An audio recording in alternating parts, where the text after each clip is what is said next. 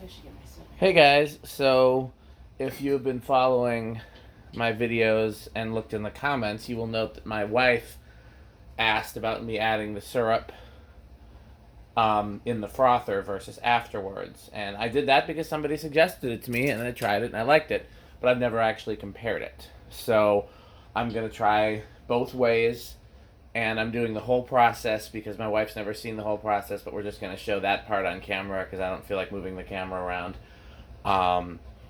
And unless you have an objection, I'm going to use amaretto syrup because that's one that I feel like it stands on its own. You don't like. I don't need to mix it with other things. It just like if I make coffee and put amaretto syrup in it, I'm good. You okay with amaretto? Mm-hmm. Okay. So, in the interest of expediency, first I'm going to turn the burner on. That's one of the things that the guy with the fancy videos, James Hoffman, said to start with a hot burner for the Moka Pot. So I'll turn that on first. I'm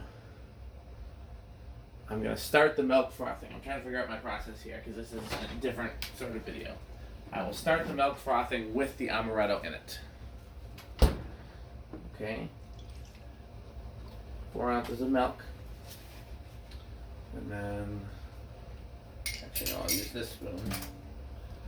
It's a dry spoon for the coffee grounds.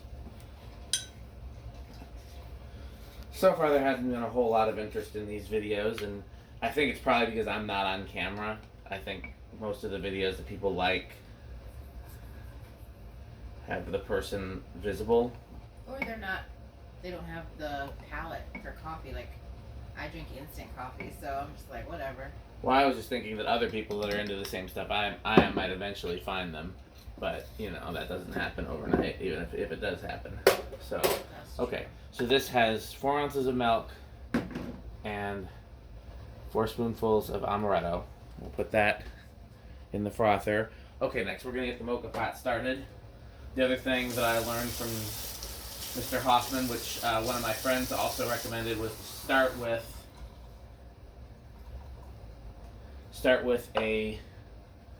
hot water. He recommends starting with boiling water. I refuse to go to that extreme, but I will start with hot.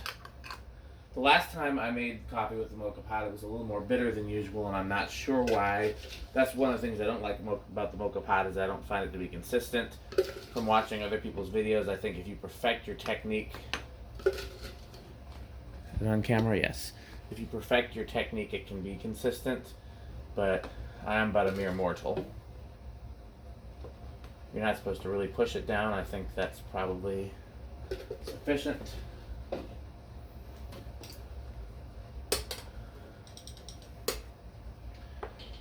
Making sure the thing is clean and making sure this is screwed all the way, I think, are the other things to make sure it doesn't get bitter. Because it gets bitter if you end up boiling the coffee instead of the water,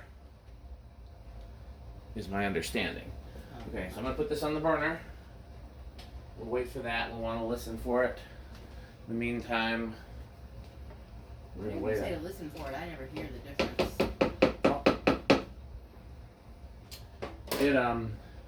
Of the Moka Pot? Mm-hmm. Have you been down there when I've done it before? Maybe it was video? I don't know. I feel like you said, and you can hear it, and I was just like, I don't hear anything. So, come here. I'll show you. Let me pause the camera and see if I can get a close-up. This area is not camera ready, which is why, but it's good enough. So, can you see it? Yeah. So, I'm going to do it with it open. Will you still hear it? Yeah. Oh, yeah, we'll hear it louder with it open.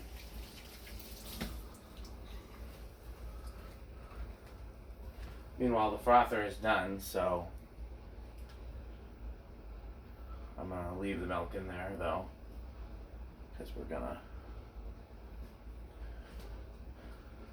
I thought that doing it with it closed would be bad, that it would, cool down or it wouldn't heat up enough. He recommends doing it with it open. I still do it with it closed. Why? What's the idea of keeping it open? I don't remember. It's like wine that needs to... I think it was just so you could keep careful track of what it was doing. Okay. The idea is once this fills up with coffee, you want to take it off the heat immediately before it starts sputtering, because sputtering means burning the coffee essentially. Mm-hmm.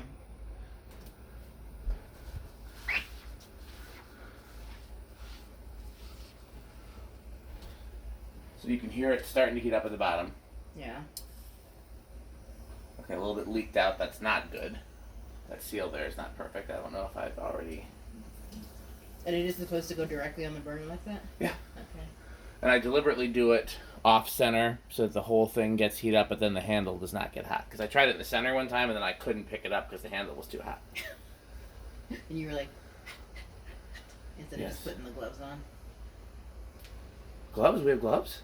The gloves I kept telling you to use. I never even knew we had those. They're like for the grill, so you can stick your fingers right in there and they won't get hot. So you see how it's starting to come out? Yeah.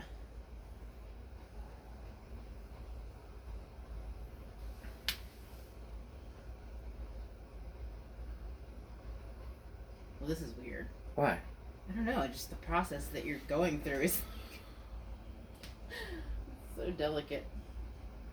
It's up there. Take it out. Take it out now. Yeah, well, you'll hear it. If I leave it on just a second too long, you'll hear it start sputtering. I think I'll try to take it off the second it starts sputtering. That's what you're supposed to listen for, the steam that you hear. Mm-hmm. See, there's the sputtering. Okay, so we've actually managed to time it perfectly, I think. And then this is, for me, this is the equivalent of 2 shots. It's supposed to be, I think, a 3-shot, or it says it's meant to be a 3-cup, but not like literally cups like as a measuring tool, but 3 cups of espresso. Mm-hmm. For me, this is the equivalent of 2.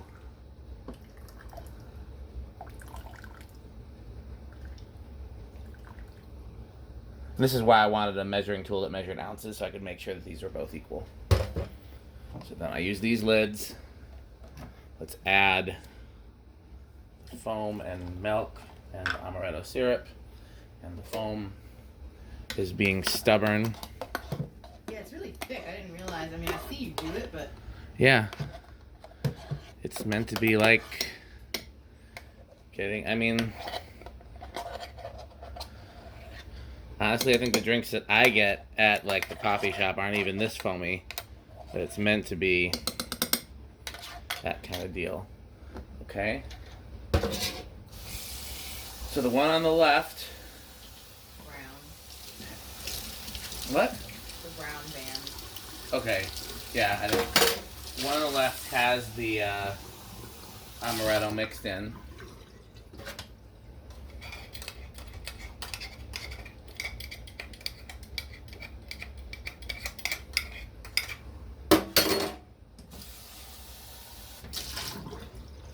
Okay, and this one will not.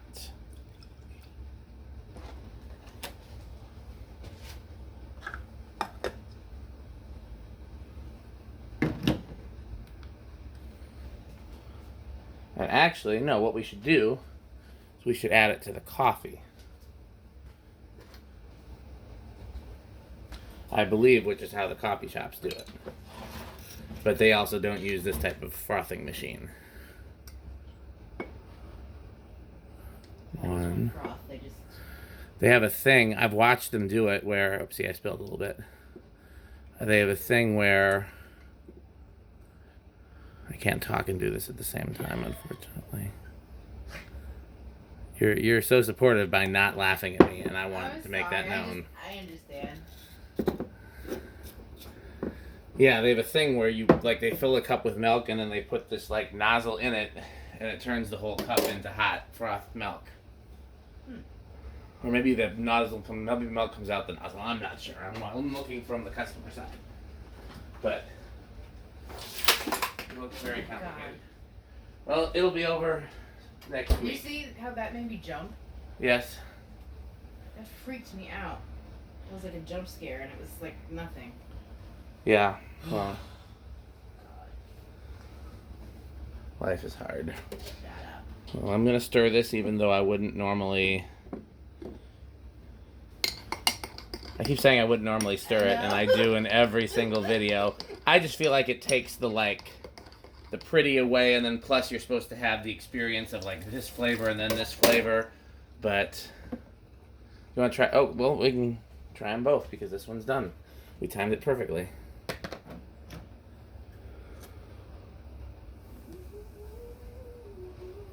That milk came out of there a little differently, although that also seems to just very...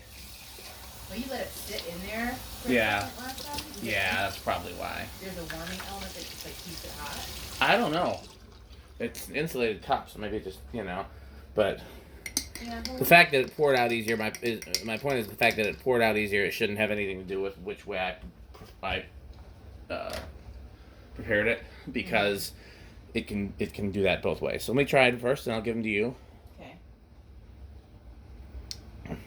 With the syrup cooked in is what I'm used to, and it's good.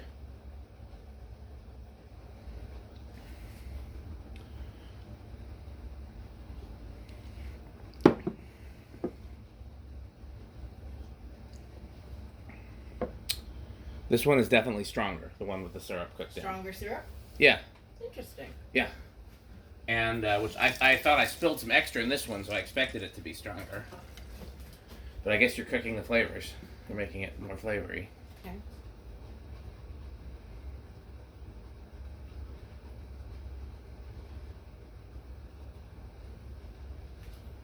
Interesting. That's the amaretto taste. Mm-hmm. I like it. I don't know what it's supposed to be, but I like it. It's just a complex enough taste on its own that I don't need to mix flavors. It is stronger. Yeah. And I use the same amount of coffee, same amount of milk. I don't know. There's no reason why it should be different other than the way it was put in. Well, now you know that the advice to pump it into the milk is sound. Yeah, although I'm wondering if like for some of these where the flavor is really bold, maybe I want it to be a little more subtle. Maybe so I want to do it the proper way. I don't know. Well, we at least know that there is a difference, and it is the opposite of what we expected. Yeah. Or at least the opposite of what my wife expected. I don't know that I had an expectation, because I'm not as smart as her. Well, when you like bake with extracts and stuff, sometimes they can cook out a bit. I know that like with vanilla extract, if you put it in something, it's really strong by itself, and then once it cooks, it's not as strong. Right. So, I can see why that would appear to be the thing. But yeah, this is different for whatever reason. So, well, tomorrow's an exciting day in Dan's coffee journey. I both get to go to Valentine Coffee Roasters, where I buy the espresso beans that I've been using. And I've discovered them because my favorite coffee house in the Milwaukee area, Mama D's, uses them. And so I'm going to go to both places tomorrow. I'm going to go to Valentine Coffee Roasters and get some more espresso beans and have them grind them for me instead of me doing it in the blender. And then I'm also going to go to Mama D's and see what their drink specials are. And I'm going to ask them what they... The one I had last week was like... It had cherry in it. And I normally don't like fruit and coffee, but something told me to try it, and I did, and it was good. So I'm going to see if they're just using Torani cherry syrup, because I could easily buy that. That was one of the few they did have at World Market. I didn't get it because I don't know what their deal is. So, anyhow, thanks for watching.